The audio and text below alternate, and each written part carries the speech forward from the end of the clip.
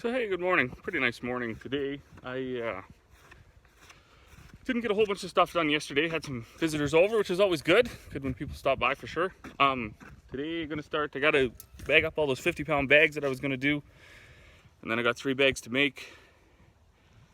That guy never come with his feeder, so he might show up today too. Then I do got some washing to do. We gotta go through some combines. So we like to get that done ourselves.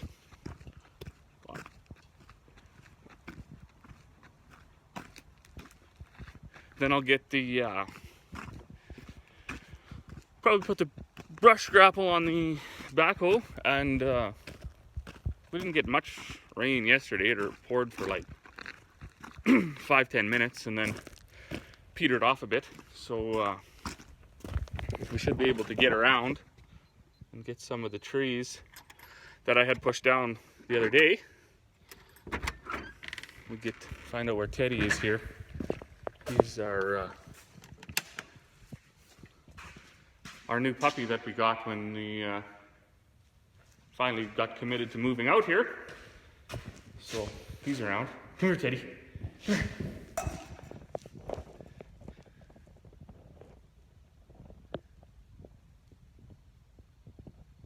Come here. He's not very helpful.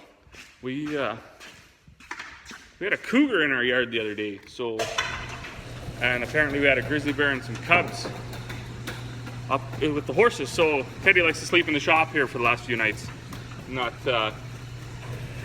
He's not ready to take on a cougar yet.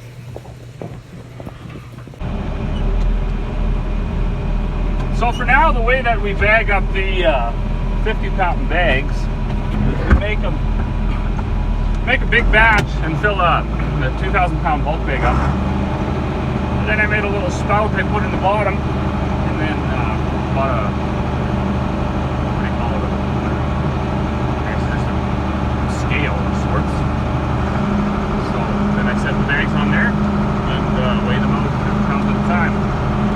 Certainly is a little more labor intensive than some operations, but it does work. So only thing with that is making small batches, custom batches of the 50-pound bags is a little tricky. You pretty much need to make 1,200 pounds or so before the mixer even starts mixing. But everybody's pretty good. Most people don't want anything too special. They sort of want what everybody else has been getting, which made it easier to make a bunch of these up in advance.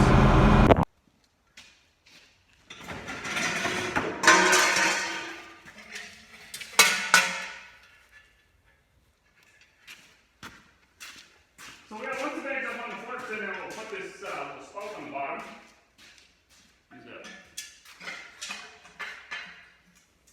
clamp to hold it on there.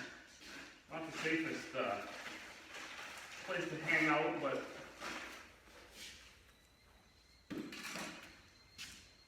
I have faith that my bag won't break.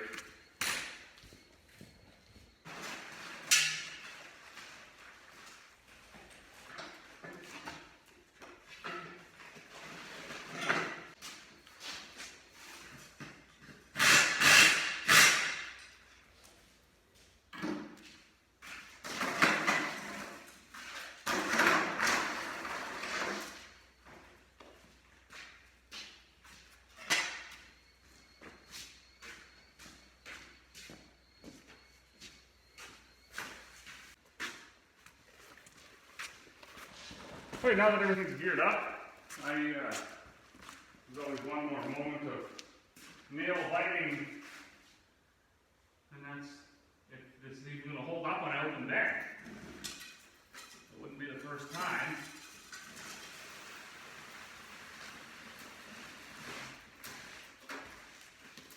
And it helps, and I was successful.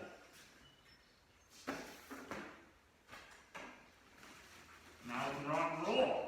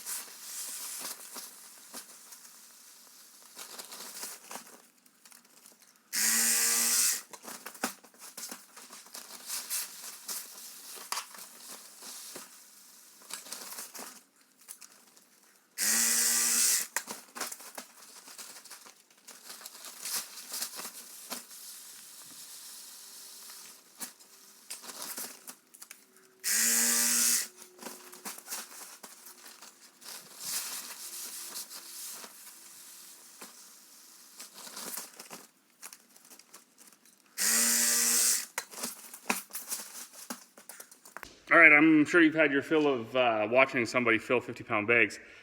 Certainly a little more labor intensive than the big ones, but I don't know, keeps me away from the gym membership, I guess. So that's something. Anyway, I'm gonna stop here, finish this pallet up. This is 40 bags. Yeah, 7 done. Then then I'll fire it back up. We gotta make 1,000 pounds of chicken feed in a bag, 1,200 pounds of pig feed, and then guy ordered a big bag of dairy ration that we make for his cows. So yeah, that's how I make up the where did my that's how I make the 50-pound bags. It's nothing real fancy, but always a little extra left, so that goes wherever. I don't have chickens or anything like that, but I'll take it up to the cows, give it to the whoever. Of course, all this feed is because there's nothing. I don't add anything unless people bring it. So it's, just because it's chicken feed doesn't mean you can feed it anything. So there's actually quite a few people do that. They just get one mix and feed it to everything. So yeah, that's how that goes. Now I'm going to pick the stuff all off, put the scale on, and then make a few big bags.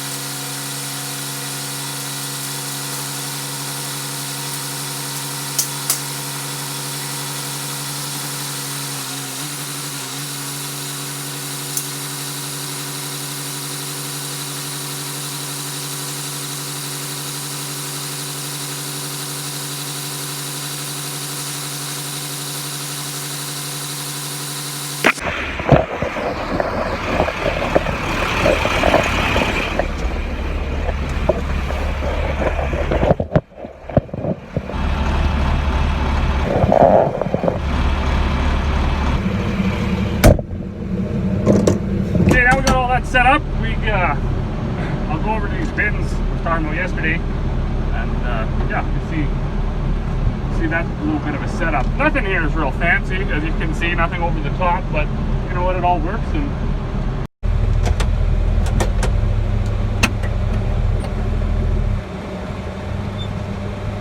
my phone died. I gave it a little chance to charge up there. I made that bag of chicken feed in the meantime. So I'm going to make a bag of pig feed for a guy. So these are the 5 bins there I was talking about. We set these up only last year, I guess. Before that, I was driving back up to the big bins and trying to use grain trucks and all sorts of things. It's quite unhandy, so this is a little bit of farmer innovation, I guess. Like I say, yet again, nothing too fancy. All these augers were kind of around in various spots. Some didn't work, some did. Some needed bearings, some needed motors. So I put electric motors on all of them. So there's wheat, oats, peas, barley, and then I put kind of ground up canola in that other one. Lots of people like to add it into, I don't know, lots of different feeds actually. So yeah, this one's going to be the big one. This guy wants wheat instead of oats in his big blend. Some people are doing that. So I'm going to go ahead and get this going.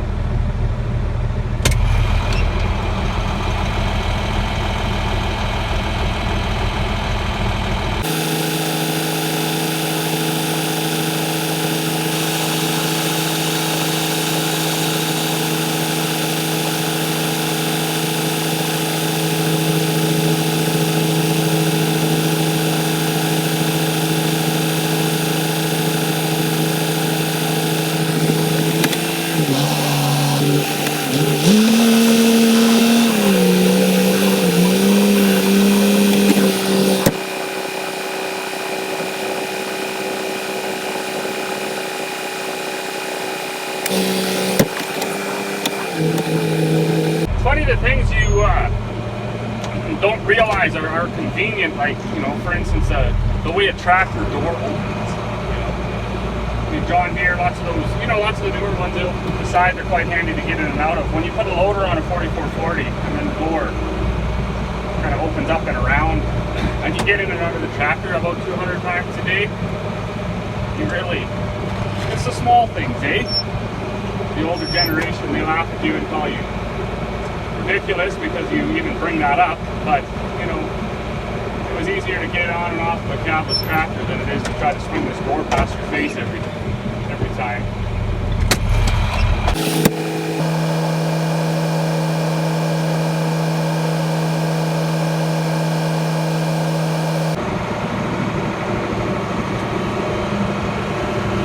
Now the pig feed goes through the hammer mill instead of the roller. Well, some guys roll it, but most people put it through the hammer mill now.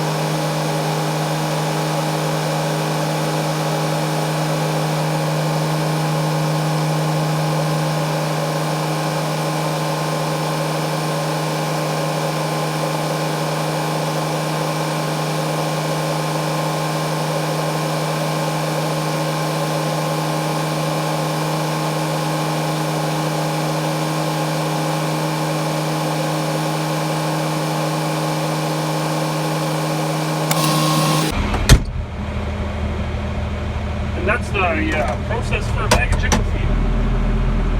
But the dude just called that's bringing over his feeder, so I'm going to switch over and put he wants rolled oats. So I'm going to put his rolled oats in the middle, so when he gets here he can just back up and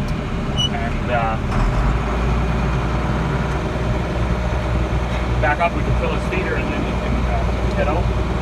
Looks like it's going to rain again this afternoon. It was kind of a nice morning. So, and while I'm waiting for him to show up, once I get his oats in the mill, I'm going to get that dairy bag all ready to go.